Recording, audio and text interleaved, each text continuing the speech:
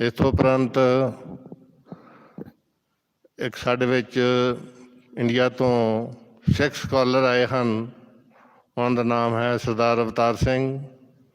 ਉਹ PhD ਕਰ ਰਹੇ ਹਨ ਸਿੱਖੀਜ਼ਮ ਉੱਤੇ, ਅਤੇ ਉਹ ਤੁਹਾਨੂੰ ਥੋੜ੍ਹਾ ਜਿਹਾ ਆ ਸ਼੍ਰੀ ਗੁਰੂ ਸਿੰਘ ਸਭਾ ਸਾਡਾ ਜਿਹੜਾ ਗੁਰਦੁਆਰਾ ਦਾ ਨਾਮ ਹੈ, ਇਹ ਐਕਚੁਅਲੀ ਲਹਿਰ ਹੈ। ਲਹਿਰ ਦਾ ਮਤਲਬ ਹੁੰਦਾ ਮੂਵਮੈਂਟ।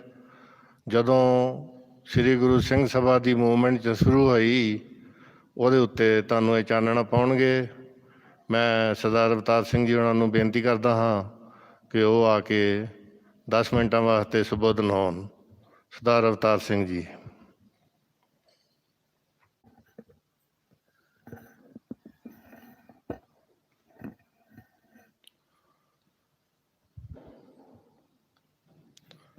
परम सत्कारयोग,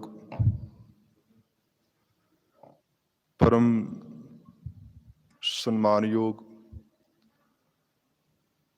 धन गुरु ग्रंथ साहिब महाराज जी की पावन हजूरी के अंदर जुड़ बैठी गुरु की संगत फतेह प्रवान करो। आखो जी वाहिगुरु जी का खालसा, वाहिगुरु जी की फतेह। आप संगत ने गुरु घर के कीर्तनी ਸਿੰਘਾਂ ਦੇ पासों पावन गुरबाणी का कीर्तन श्रवण किया है।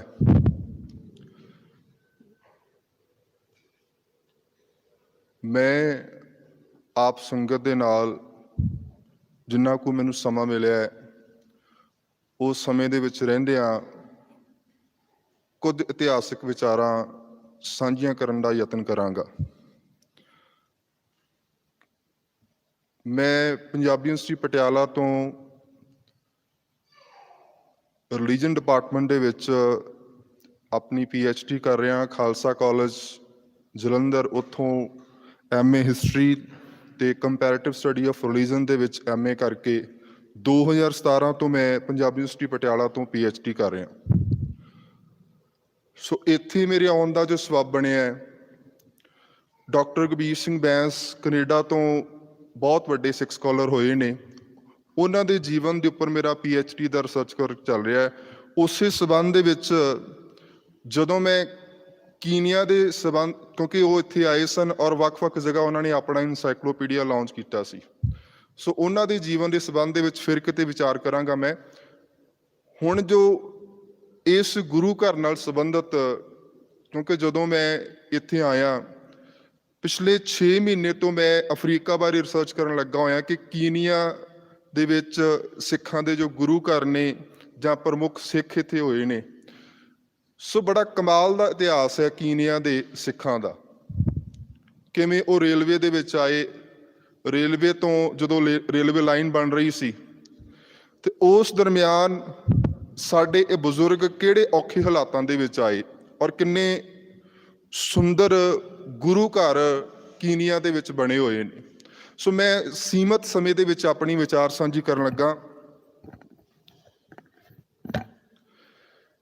क्योंकि जिस गुरु घर दे विच अज तुसीं बैठे हो, मैं हैरान है कि एक गुरु घर कितना पुराना है। 1909 के करीब ये गुरु घर की स्थापना हुई। हरकृष्ण सिंह मांगट उन्हों के वलों नहीं रखी गई, पर इस गुरु घर का संबंध मैनू लगता है कि जिथों तक मैं पढ़ रहा इतिहास, सिंह सभा लहर के नाल बहुत डूंगा है। क्योंकि सिंह सभा लहर जदों होंद दे विच आई है, तुसीं इतिहास नूं पढ़ के वेखोगे, गुरु नानक साहब तो लैके गुरु गोबिंद सिंह तक का समा 239 साल का समा बनता है।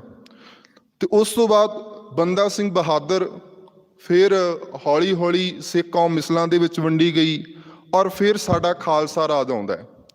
मिसलों नूं एकत्र करके महाराजा रणजीत सिंह ने खालसा राज कायम किया और उस तो बाद अंग्रेज़ां ने हौली हौली जिवें भारत के उपर अपना कब्जा किया और 1849 दे विच जो पंजाब नूं अंग्रेज़ां ने अपने अधीन कर लिया।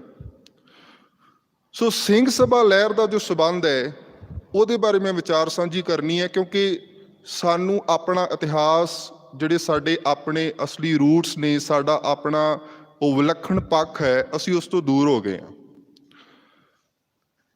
1873 ਦੇ ਵਿੱਚ ਸਿੰਘ ਸਭਾ ਲਹਿਰ ਦੀ ਸਥਾਪਨਾ ਹੁੰਦੀ ਹੈ ਤੇ ਇਹ ਗੁਰਦੁਆਰਾ ਸਾਹਿਬ ਦੇਖੋ ਵੀ 1909 ਦੇ ਵਿੱਚ ਬਣਿਆ ਤੇ ਕਿੰਨਾ ਉਹਨਾਂ ਬਜ਼ੁਰਗਾਂ ਦਾ ਡੂੰਘਾ ਇਤਿਹਾਸ ਹੋਏਗਾ ਸਿੰਘ ਸਭਾ ਲਹਿਰ ਦੇ ਨਾਲ। 1873 ਦੇ ਵਿੱਚ ਸਿੰਘ ਸਭਾ ਲਹਿਰ ਕਿਉਂ ਬਣੀ? ਕਿਉਂਕਿ ਉਸ ਵਕਤ 4 ਸਿੱਖਾਂ ਦਾ ਨਾਮ ਆਉਂਦਾ, 4 ਸਿੱਖ ਸਟੂਡੈਂਟ, ਸਿੱਖ ਵਿਦਿਆਰਥੀ ਸਨ। ਉਹਨਾਂ ਦਾ ਨਾਮ ਸੀ ਅਤਰ ਸਿੰਘ, ਸੰਤੋਖ ਸਿੰਘ, ਸਾਧੂ ਸਿੰਘ ਤੇ ਆਇਆ ਸਿੰਘ। ਉਹਨਾਂ ਨੇ ਇੱਛਾ ਜ਼ਾਹਰ ਕੀਤੀ ਕਿ ਅਸੀਂ ਈਸਾਈ ਬਣ ਜਾਣਾ ਹੈ। ਜਦੋਂ ਸੁਹਿਰਦ ਸਿੱਖਾਂ ਨੂੰ ਇਸ ਗੱਲ ਦਾ ਪਤਾ ਲੱਗਾ ਤੇ ਉਹਨਾਂ ਨੇ ਬੜਾ ਦੁੱਖ ਮਨਾਇਆ। ਸਿੱਖ ਕੌਮ ਦੇ ਵਿੱਚ ਇੱਕ ਉਸ ਸਮੇਂ ਬੇਚੈਨੀ ਫੈਲੀ ਹੋਈ ਸੀ, ਕਿਉਂਕਿ ਅੰਗਰੇਜ਼ਾਂ ਨੇ ਜਦੋਂ ਪੰਜਾਬ ਦੇ ਉੱਪਰ ਕਬਜ਼ਾ ਕੀਤਾ ਤੇ ਸਾਰੇ ਗੁਰਦੁਆਰਿਆਂ ਦੇ ਵਿੱਚ ਉਹਨਾਂ ਨੇ ਆਪਣੇ ਮਹੰਤ ਕਾਬਜ਼ ਕੀਤੇ ਤਾਂ ਕਿ ਜਿਹੜਾ ਗੁਰਦੁਆਰਿਆਂ ਦਾ ਕੰਟਰੋਲ ਹੈ ਉਹ ਉਹਨਾਂ ਦੇ ਕੋਲ ਰਹੇ। ਤਾਂ ਇਸੇ ਕਰਕੇ ਬਹੁਤ ਸਾਰੀਆਂ ਅਨਮਤਾਂ, ਮਨਮਤਾਂ ਉਹਨਾਂ ਗੁਰੂ ਘਰਾਂ ਦੇ ਵਿੱਚ ਹੁੰਦੀਆਂ ਰਹੀਆਂ ਤੇ ਸਾਕਾ ਨਨਕਾਣਾ ਉਸੇ ਕਰਕੇ ਵਾਪਰਿਆ, ਕਿਉਂਕਿ ਉਹਨਾਂ ਮਹੰਤਾਂ ਨੇ ਬਹੁਤ ਸਾਰੀਆਂ ਕੁਕਰਮ ਜਿਹੜੇ ਸਨ ਗੁਰੂ ਘਰਾਂ ਦੇ ਵਿੱਚ ਕਰਨੇ ਸ਼ੁਰੂ ਕਰ ਦਿੱਤੇ ਸਨ। ਮੈਂ ਗੱਲ ਕਰ ਰਿਹਾ ਸਾਂ, 4 ਸਿੱਖਾਂ ਨੇ ਇੱਕ ਇੱਛਾ ਜ਼ਾਹਰ ਕੀਤੀ ਕਿ ਅਸੀਂ ਈਸਾਈ ਬਣ ਜਾਣਾ ਹੈ। ਜਦੋਂ ਤੁਸੀਂ ਅਫਰੀਕਾ ਦਾ ਇਤਿਹਾਸ ਪੜ੍ਹੋਗੇ ਤੇ ਉਸ ਸਮੇਂ ਦਾ ਪੰਜਾਬ ਦਾ ਇਤਿਹਾਸ ਪੜ੍ਹੋਗੇ, ਕਿਉਂਕਿ ਈਸਾਈ ਧਰਮ ਨੂੰ ਫੈਲਾਉਣ ਦੇ ਵਿੱਚ ਸਭ ਤੋਂ ਵੱਧ ਯੋਗਦਾਨ ਕਿਹਨਾਂ ਦਾ ਹੈ? ਈਸਾਈ ਮਿਸ਼ਨਰੀਆਂ ਦਾ, ਈਸਾਈ ਪ੍ਰਚਾਰਕਾਂ ਦਾ। ਉਹਨਾਂ ਨੇ ਸਭ ਤੋਂ ਪਹਿਲਾਂ ਜਿੱਥੇ ਵੀ ਗਏ, ਸਭ ਤੋਂ ਪਹਿਲਾਂ ਸਰਵੇ ਕਰਵਾਏ ਕਿ ਇੱਥੋਂ ਦੇ ਲੋਕ ਕਿੱਦਾਂ ਦੇ ਨੇ, ਇੱਥੋਂ ਦੀ ਬੋਲੀ ਕਿੱਦਾਂ ਦੀ ਹੈ। ਕਿਉਂਕਿ ਮੈਂ ਸੌਸੀ ਗੁਰਦੁਆਰਾ ਸਾਹਿਬ ਮੈਨੂੰ ਬੋਲਣ ਦਾ ਮੌਕਾ ਮਿਲਿਆ ਸੀ, ਉੱਥੇ ਵੀ ਕੁਝ ਵਿਚਾਰ ਸਾਂਝੇ ਕੀਤੇ ਸਨ। ਉੱਥੇ ਵੀ ਮੈਂ ਵਿਚਾਰ ਸਾਂਝੀ ਕੀਤੀ ਸੀ ਕਿ ਉਹਨਾਂ ਅੰਗਰੇਜ਼ਾਂ ਨੇ ਜਿੱਥੇ ਵੀ ਕਿਤੇ ਰਾਜ ਕੀਤਾ ਹੈ, ਸਭ ਤੋਂ ਪਹਿਲਾਂ ਉਹਨਾਂ ਨੇ ਉੱਥੋਂ ਦੀ ਪੂਰੀ ਸਟੱਡੀ ਕੀਤੀ ਹੈ, ਸਰਵੇ ਕੀਤਾ ਹੈ। ਤੁਸੀਂ ਪੰਜਾਬ ਦੇ ਬਾਰੇ ਜਦੋਂ ਪੜ੍ਹਨਾ ਹੋਵੇ ਨਾ, ਤੇ ਪੰਜਾਬ ਦੇ ਨਾਲ ਸੰਬੰਧਿਤ ਜਾਂ ਇੱਥੋਂ ਨਾਲ ਸੰਬੰਧਿਤ ਵੀ ਕੁਝ ਗਜ਼ਟੀਅਰ ਉਹਨਾਂ ਅੰਗਰੇਜ਼ਾਂ ਦੇ ਮਿਲ ਜਾਂਦੇ ਨੇ। ਉਹਨਾਂ ਗਜ਼ਟੀਅਰ ਦੇ ਵਿੱਚ ਬਹੁਤ ਸਾਰੀ ਸਾਨੂੰ ਜਾਣਕਾਰੀ ਮਿਲਦੀ ਹੈ ਕਿ ਕਿਵੇਂ ਉਹਨਾਂ ਲੋਕਾਂ ਨੇ ਇਤਿਹਾਸ ਇਕੱਠਾ ਕੀਤਾ, ਅਧਿਐਨ ਕੀਤਾ ਕਿ ਇੱਥੋਂ ਦੇ ਲੋਕ ਕਿਵੇਂ ਨੇ, ਇਹਨਾਂ ਦੀ ਬੋਲੀ ਕਿਹੜੀ ਆ, ਇਹਨਾਂ ਦਾ ਧਰਮ ਕਿਹੜਾ ਹੈ, ਇੱਥੋਂ ਤੱਕ ਕਿ ਪਸ਼ੂ ਪੰਛੀ ਕਿੱਦਾਂ ਦੇ ਨੇ, ਜਾਨਵਰ ਕਿੱਦਾਂ ਦੇ ਨੇ, ਮੌਸਮ ਕਿੱਦਾਂ ਦਾ ਹੈ। ਫਿਰ ਉਸ ਤੋਂ ਬਾਅਦ ਜਾ ਕੇ ਉਹਨਾਂ ਨੇ ਕਬਜ਼ਾ ਕੀਤਾ। ਤੁਸੀਂ ਜਦੋਂ ਆ ਰੇਲਵੇ ਦਾ ਵੀ ਦੇਖੋਗੇ ਨਾ, ਪੜ੍ਹੋਗੇ ਇਤਿਹਾਸ, ਪਹਿਲਾਂ ਉਹਨਾਂ ਨੇ ਸਰਵੇ ਕਰਵਾਏ ਔਰ ਉਸ ਤੋਂ ਬਾਅਦ ਹੌਲੀ ਹੌਲੀ ਇੱਥੇ ਜਾ ਕੇ ਰੇਲਵੇ ਲਾਈਨ ਬਣਾਈ ਹੈ। ਸੋ ਮੈਂ ਇਤਿਹਾਸ ਸਾਂਝਾ ਕਰ ਰਿਹਾ ਸੀ ਕਿ ਅਫਰੀਕਾ ਦਾ, ਕਿਉਂਕਿ ਜਿਹੜੇ ਅਫਰੀਕਾ ਦੇ ਵਿੱਚ ਵੀ ਅੰਗਰੇਜ਼ ਆਏ ਨੇ ਉਹ ਇੰਡੀਆ ਤੋਂ ਆਏ। ਸੋ ਸਿੰਘ ਸਭਾ ਲਹਿਰ ਦੇ ਨਾਲ, ਕਿਉਂਕਿ ਮੇਰੇ ਕੋਲ ਸਮਾਂ ਸੀਮਤ ਹੈ, ਆਪਣੀ ਸੀਮਤ ਸਮੇਂ ਦੇ ਵਿੱਚ ਆਪਣੀ ਵਿਚਾਰ ਸਾਂਝੀ ਕਰਨੀ ਹੈ, ਫਿਰ ਕਿਤੇ ਮੌਕਾ ਮਿਲਿਆ ਤਾਂ ਮੈਂ ਖੁੱਲੀਆਂ ਵਿਚਾਰਾਂ ਕਰਾਂਗਾ। ਸਿੰਘ ਸਭਾ ਲਹਿਰ ਜੋ ਹੈ 1873 ਦੇ ਵਿੱਚ ਅੰਮ੍ਰਿਤਸਰ ਦੇ ਵਿੱਚ ਹੋਂਦ ਦੇ ਵਿੱਚ ਆਈ ਔਰ 1879 ਦੇ ਵਿੱਚ ਲਾਹੌਰ ਸਿੰਘ ਸਭਾ ਉਹਨੇ ਸਭ ਤੋਂ ਵੱਧ ਸਿੱਖ ਧਰਮ ਦੇ ਪ੍ਰਫੁੱਲਤ ਕਰਨ ਵਾਸਤੇ ਸਭ ਤੋਂ ਵੱਧ ਯੋਗਦਾਨ ਪਾਇਆ। ਅੱਜ ਅਸੀਂ ਜੇ ਸਿੱਖਾਂ ਦੀ ਬਹੁ ਗਿਣਤੀ ਦੇਖ ਰਹੇ ਹਾਂ ਤਾਂ ਸਿੰਘ ਸਭਾ ਲਹਿਰ ਦੀ ਦੇਣ ਹੈ, ਕਿਉਂਕਿ ਸਿੰਘ ਸਭਾ ਲਹਿਰ ਦੇ ਸਮੇਂ ਹੀ ਬਹੁਤ ਸਾਰੀਆਂ ਹੋਰ ਲਹਿਰਾਂ ਉੱਠੀਆਂ ਸਨ, ਜਿਨ੍ਹਾਂ ਦੇ ਵਿੱਚੋਂ ਨਾਮਧਾਰੀ ਲਹਿਰ, ਨਿਰੰਕਾਰੀ ਲਹਿਰ। ਕਿਉਂਕਿ ਜਦੋਂ ਈਸਾਈ ਧਰਮ ਜਾਂ ਬ੍ਰਿਟਿਸ਼ ਇੱਥੇ ਇੰਡੀਆ ਦੇ ਵਿੱਚ ਉਦੋਂ ਆਏ ਸਨ ਤੇ ਉਹਨਾਂ ਨੇ ਵੱਖ-ਵੱਖ ਧਰਮਾਂ ਦੇ ਵਿੱਚ ਦਖਲ ਦੇਣੀ ਸ਼ੁਰੂ ਕੀਤੀ ਸੀ। ਤੇ ਜਦੋਂ ਵੱਖ-ਵੱਖ ਧਰਮਾਂ ਦੇ ਮੁਖੀਆਂ ਨੂੰ ਜਾਂ ਧਰਮਾਂ ਦੇ ਆਗੂ ਨੂੰ ਇਹ ਗੱਲ ਦਾ ਅਹਿਸਾਸ ਹੋਇਆ ਤੇ ਉਹਨਾਂ ਵੱਖ-ਵੱਖ ਧਰਮਾਂ ਦੇ ਵਿੱਚ ਵੱਖ-ਵੱਖ ਲਹਿਰਾਂ ਉੱਠੀਆਂ। ਉਹਨਾਂ ਦੇ ਵਿੱਚੋਂ ਹੀ ਇੱਕ ਆਰੀਆ ਸਮਾਜੀ ਲਹਿਰ ਸੀ, ਦਇਆਨੰਦ ਸਰਸਵਤੀ ਨੇ ਜੋ ਸ਼ੁਰੂ ਕੀਤੀ। ਔਰ ਉੱਥੇ ਆਰੀਆ ਸਮਾਜੀ, ਦਇਆਨੰਦ, ਉਹਨਾਂ ਨਾਲ ਸੰਬੰਧਿਤ ਇੱਥੇ ਬਹੁਤ ਸਾਰੇ ਸਥਾਨ ਤੁਹਾਨੂੰ ਦੇਖਣ ਨੂੰ ਮਿਲਣਗੇ। ਇੰਡੀਆ ਦੇ ਵਿੱਚ ਬਹੁਤ ਸਾਰੇ ਸਕੂਲ ਕਾਲਜ ਬਣੇ ਹੋਏ ਨੇ। ਹਿੰਦੂ ਧਰਮ ਦੇ ਵਿੱਚ ਉਸ ਸਮੇਂ ਸੁਧਾਰ ਦੇ ਵਾਸਤੇ ਆਰੀਆ ਸਮਾਜੀ ਲਹਿਰ ਉੱਠੀ, ਮੁਸਲਮਾਨਾਂ ਦੇ ਵਿੱਚ ਬਹੁਤ ਸਾਰੀਆਂ ਲਹਿਰਾਂ ਉੱਠੀਆਂ, ਸਿੱਖਾਂ ਦੇ ਵਿੱਚ ਬਹੁਤ ਸਾਰੀਆਂ ਲਹਿਰਾਂ ਉੱਠੀਆਂ ਔਰ ਉਸੇ ਲਹਿਰ ਦਾ ਹਿੱਸਾ ਸੀ ਸਿੰਘ ਸਭਾ ਲਹਿਰ। ਸੋ ਸਿੰਘ ਸਭਾ ਲਹਿਰ ਨੇ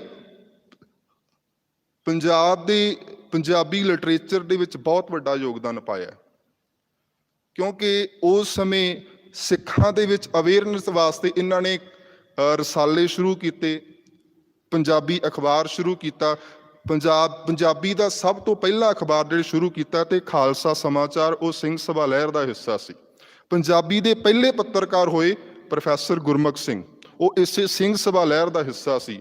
ਔਰ ਇੱਕ ਸਿੱਖ ਕੌਮ ਦੇ ਮਹਾਨ ਵਿਦਵਾਨ ਗਿਆਨੀ ਦੇਤ ਸਿੰਘ, ਉਹਨਾਂ ਦਾ ਜੀਵਨ ਪੜ੍ਹ ਕੇ ਦੇਖੋਗੇ ਤੇ ਸਭ ਤੋਂ ਵੱਧ ਯੋਗਦਾਨ ਸਿੰਘ ਸਭਾ ਲਹਿਰ ਨੂੰ ਦਿੱਤਾ। ਔਰ ਕਮਾਲ ਦੀ ਗੱਲ ਕਿ ਜਿਸ ਦਇਆਨੰਦ ਸਰਸਵਤੀ, ਉਹਨਾਂ ਦੇ ਬਹੁਤ ਸਾਰੇ ਸਾਨੂੰ ਸਥਾਨ ਦੇਖਣ ਨੂੰ ਮਿਲਣਗੇ। ਉਹਨਾਂ ਦਾ ਇੱਕ ਗ੍ਰੰਥ ਸੀਗਾ ਸਤਿਆਰਥ ਪ੍ਰਕਾਸ਼, ਉਹਦੇ ਵਿੱਚ ਉਹਨਾਂ ਨੇ ਕੁਝ ਗੁਰੂ ਨਾਨਕ ਸਾਹਿਬ ਬਾਰੇ ਅਪਸ਼ਬਦ ਬੋਲੇ ਸਨ।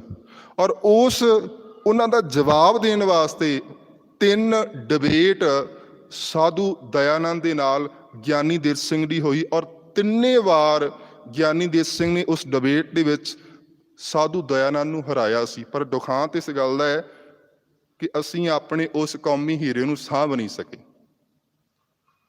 ਸਾਨੂੰ ਕਿੰਨਾ ਕੁ ਪਤਾ ਹੈ ਗਿਆਨੀ ਦੇਤ ਸਿੰਘ ਦੇ ਬਾਰੇ? ਅੱਜ ਅਸੀਂ ਦੇਖ ਰਹੇ ਹਾਂ ਕਿੰਨੇ ਸਕੂਲ ਕਾਲਜ ਸਾਧੂ ਦਇਆਨੰਦ ਸਰਸਵਤੀ ਦੇ ਨਾਮ ਤੇ ਬਣੇ ਹੋਏ ਨੇ, ਪਰ ਗਿਆਨੀ ਦੇਤ ਸਿੰਘ ਨੂੰ ਅਸੀਂ ਯਾਦ ਨਹੀਂ ਕੀਤਾ, ਜੋ ਉਹਦਾ ਇਤਿਹਾਸਕ ਯੋਗਦਾਨ ਸੀ। ਸੋ ਉਹਨਾਂ ਸਮਿਆਂ ਦੇ ਵਿੱਚ ਹੀ ਇੱਕ ਕਿਤਾਬ ਹੋਂਦ ਦੇ ਵਿੱਚ ਆਈ ਸੀ, ਕਿਉਂਕਿ ਸਿੱਖਾਂ ਦੀ ਵਿਲੱਖਣਤਾ ਆਪਣੀ ਹੋਂਦ ਦੇ ਉੱਪਰ, ਸਿੱਖਾਂ ਦੇ ਉੱਪਰ ਬਣੇ ਆਈ ਸੀ। ਸਿੱਖਾਂ ਦੀ ਹੋਂਦ ਹੌਲੀ ਹੌਲੀ ਖਤਮ ਹੋ ਰਹੀ ਸੀ। ਸੋ ਇਸ ਸਿੰਘ ਸਭਾ ਲਹਿਰ ਦੇ ਯੋਗਦਾਨ ਦੇ ਸਦਕਾ ਹੀ ਇੱਕ ਕਿਤਾਬ ਭਾਈ ਕਾਹਨ ਸਿੰਘ ਨਾਭਾ ਜੀ ਨੇ ਲਿਖੀ ਸੀ, ਜਿਹਦਾ ਨਾਮ ਸੀ ਹਮ ਹਿੰਦੂ ਨਹੀਂ। ਉਹਦੇ ਵਿੱਚ ਉਹਨਾਂ ਜ਼ਿਕਰ ਕੀਤਾ ਸੀਗਾ, ਕਿਉਂਕਿ ਬਹੁਤ ਸਾਰੀਆਂ ਐਸੀਆਂ ਸਿੱਖਾਂ ਦੀ ਪਛਾਣ ਦੇ ਉੱਪਰ ਬਹੁਤ ਸਾਰੇ ਇਹੋ ਜਿਹੇ ਕਿਤਾਬਚੇ ਗੁਰੂ ਗ੍ਰੰਥ ਸਾਹਿਬ ਦੀ ਬਾਣੀ ਦੇ ਉੱਪਰ ਜਾਂ ਗੁਰੂ ਸਾਹਿਬਾਨ ਦੇ ਜੀਵਨ ਦੇ ਗਲਤ ਸਿਧਾਂਤਾਂ ਨੂੰ ਪੇਸ਼ ਕਰਕੇ ਕੋਸ਼ਿਸ਼ ਕੀਤੀ ਗਈ ਸੀ। ਸੋ ਉਹਨਾਂ ਸਾਰੀਆਂ ਚੀਜ਼ਾਂ ਨੂੰ ਦੇਖਦਿਆਂ ਇਸ ਲਹਿਰ ਨੇ ਜਿੱਥੇ ਧਾਰਮਿਕ ਖੇਤਰ ਦੇ ਵਿੱਚ ਯੋਗਦਾਨ ਦਿੱਤਾ, ਉੱਥੇ ਸਮਾਜਿਕ ਖੇਤਰ ਦੇ ਵਿੱਚ ਬਹੁਤ ਵੱਡਾ ਯੋਗਦਾਨ ਦਿੱਤਾ। ਐਜੂਕੇਸ਼ਨ ਦੇ ਪੱਖ ਦੇ ਵਿੱਚ ਦੇਖੀਏ, ਜੇ ਸਿੱਖਾਂ ਦੇ ਵਿੱਚ ਅਵੇਅਰਨੈਸ ਆਈ ਹੈ ਤੇ ਸਿੰਘ ਸਭਾ ਲਹਿਰ ਦੇ ਕਰਕੇ ਉਹਨਾਂ ਨੇ ਬਹੁਤ ਸਾਰੇ ਸਕੂਲ ਕਾਲਜ ਉਹਨਾਂ ਸਮਿਆਂ ਦੇ ਵਿੱਚ ਖੋਲ੍ਹੇ। ਖਾਲਸਾ ਕਾਲਜ ਅੰਮ੍ਰਿਤਸਰ, ਬਹੁਤ ਸਾਰੇ ਤੁਸੀਂ ਉਸ ਕਾਲਜ ਨਾਲ ਸੰਬੰਧਿਤ ਹੋਵੋਗੇ। ਖਾਲਸਾ ਕਾਲਜ ਅੰਮ੍ਰਿਤਸਰ ਵੀ ਸਿੰਘ ਸਭਾ ਲਹਿਰ ਦੀ ਦੇਣ ਹੈ। ਔਰ ਉੱਥੇ ਹੀ ਉਹਨਾਂ ਨੇ ਸਮਾਜਿਕ ਤੌਰ ਤੇ ਬਹੁਤ ਸਾਰੇ ਸੁਧਾਰਾਂ ਦੇ ਵਾਸਤੇ, ਸਮਾਜਿਕ ਭਲਾਈ ਦੇ ਵਾਸਤੇ ਕਈ ਹਸਪਤਾਲ ਖੋਲ੍ਹੇ, ਔਰ ਉੱਥੇ ਹੀ ਕਈ ਯਤੀਮਖਾਨੇ ਖੋਲ੍ਹੇ। ਉੱਥੇ ਹੀ ਇਸ ਲਹਿਰ ਦੇ ਸਦਕਾ ਹੀ ਸਿੱਖਾਂ ਦੇ ਵਿੱਚ ਅਵੇਅਰਨੈਸ ਆਈ ਹੈ। ਸੋ ਹੌਲੀ ਹੌਲੀ ਜੋ ਸਮਾਂ ਬੀਤਦਾ ਗਿਆ, ਇਸੇ ਲਹਿਰ ਦੇ ਕਰਕੇ ਹੀ ਹੌਲੀ ਹੌਲੀ ਗੁਰਦੁਆਰਾ ਸੁਧਾਰ ਲਹਿਰ ਸ਼ੁਰੂ ਹੋਈ। ਇਸੇ ਲਹਿਰ ਦੇ ਸਦਕਾ ਹੀ ਹੌਲੀ ਹੌਲੀ ਜਿਹੜੀ ਹੈ, ਜਦੋਂ ਕਿਉਂਕਿ ਗੁਰਦੁਆਰਿਆਂ ਦੇ ਵਿੱਚ ਮਹੰਤਾਂ ਦਾ ਕਬਜ਼ਾ ਸੀਗਾ, ਸਾਕਾ ਨਨਕਾਣਾ ਜਦੋਂ ਵਾਪਰਿਆ, ਤੇ ਇਸੇ ਅਵੇਅਰਨੈਸ ਦੇ ਕਰਕੇ ਹੀ ਸਿੱਖਾਂ ਦੇ ਵਿੱਚ ਜਾਗਰਤੀ ਆਈ ਹੈ। ਤੇ ਉਸ ਤੋਂ ਬਾਅਦ ਸ਼ਹੀਦ ਮਿਸ਼ਨਰੀ ਕਾਲਜ ਅੰਮ੍ਰਿਤਸਰ ਦੇ ਵਿੱਚ ਖੁੱਲ੍ਹਿਆ। ਇਸੇ ਲਹਿਰ ਦੇ ਸਦਕਾ ਹੀ ਹੌਲੀ ਹੌਲੀ, ਭਾਵੇਂ ਕਿ ਇਸ ਲਹਿਰ ਦਾ ਸੰਬੰਧ ਰਾਜਨੀਤੀ ਦੇ ਨਾਲ ਨਹੀਂ ਸੀ, ਪਰ ਇਸੇ ਲਹਿਰ ਦੇ ਸਦਕਾ ਹੀ ਹੌਲੀ ਹੌਲੀ ਸ਼੍ਰੋਮਣੀ ਅਕਾਲੀ ਦਲ ਤੇ ਸ਼੍ਰੋਮਣੀ ਗੁਰਦੁਆਰਾ ਪ੍ਰਬੰਧਕ ਕਮੇਟੀ ਹੋਣ ਦੇ ਵਿੱਚ ਆਈ ਹੈ। ਇਸ ਕਰਕੇ ਬੜਾ ਕਮਾਲ ਦਾ ਇਤਿਹਾਸ ਹੈ। ਔਰ ਤੁਹਾਡੀ ਜਾਣਕਾਰੀ ਦੇ ਲਈ ਹੋਰ ਮੈਂ ਸਾਂਝਾ ਕਰ ਰਿਹਾ, 1947 ਦੇ ਬਾਰੇ ਮੈਂ ਇੱਥੋਂ ਨੈਰੋਬੀ ਯੂਨੀਵਰਸਿਟੀ ਦੇ ਵਿੱਚ ਕੁਝ ਨਿਊਜ਼ ਇਕੱਠੀਆਂ ਕਰ ਰਿਹਾ ਸੀਗਾ। ਮੈਂ ਹੁਣੇ ਰਿਸਪੈਕਟਡ ਕੁਲਦੀਪ ਸਿੰਘ ਜੀ, ਇਹਨਾਂ ਨਾਲ ਉਹਨਾਂ ਦੇ ਬਾਰੇ ਜਾਣਕਾਰੀ ਸਾਂਝੀ ਕਰ ਰਿਹਾ ਸੀ ਕਿ ਕਿੰਨਾ ਸਿੱਖਾਂ ਦਾ ਸੁਹਿਰਦ ਇੱਥੋਂ ਦੇ ਸਿੱਖ ਸਨ ਕਿ 1947 ਦੀ ਜਦੋਂ ਵੰਡ ਹੋਈ ਇੰਡੀਆ ਤੇ ਪਾਕਿਸਤਾਨ ਦੀ, ਔਰ ਇੱਥੋਂ ਦੇ ਗੁਰਦੁਆਰਾ ਸਾਹਿਬ ਦੇ ਜਿਹੜੇ ਮੈਂਬਰ ਸਨ ਉੱਥੋਂ ਫੰਡ ਭੇਜਦੇ ਰਹੇ।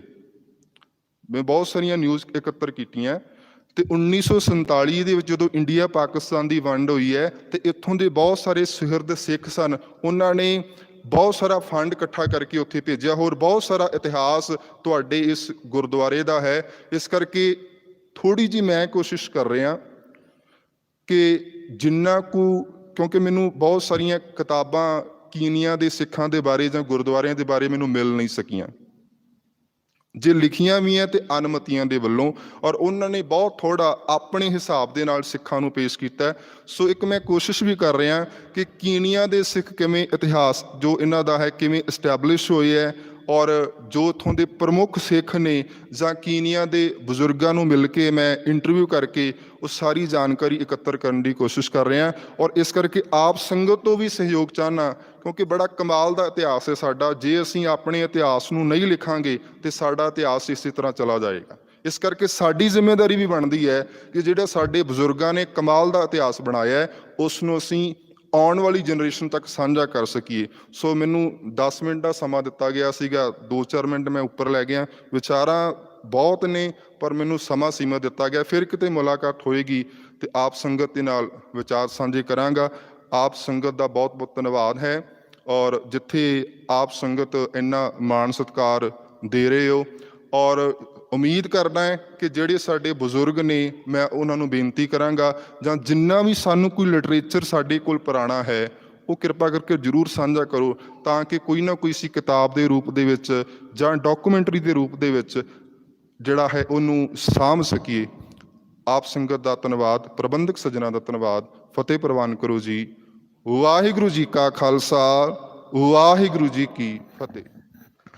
ਸਰਦਾਰ ਅਵਤਾਰ ਸਿੰਘ ਜੀ, ਆਪ ਜੀ ਦਾ ਬਹੁਤ ਬਹੁਤ ਧੰਨਵਾਦ। ਆਪ ਜੀ ਨੇ ਬਹੁਤ ਬਹੁਮੁੱਲੀ, ਬਹੁਤ ਹੀ ਵੈਲਿਊਏਬਲ ਇਨਫੋਰਮੇਸ਼ਨ ਸਾਨੂੰ ਦਿੱਤੀ ਹੈ। ਅਸੀਂ ਆਪ ਜੀ ਦਾ ਬਹੁਤ ਬਹੁਤ ਥੈਂਕਸ ਕਰਦੇ ਹਾਂ। ਕਦੀ ਮੌਕਾ ਮਿਲੇਗਾ ਤਾਂ ਫਿਰ ਤੁਹਾਨੂੰ ਅਸੀਂ ਵਾਪਸ ਬੁਲਾਵਾਂਗੇ।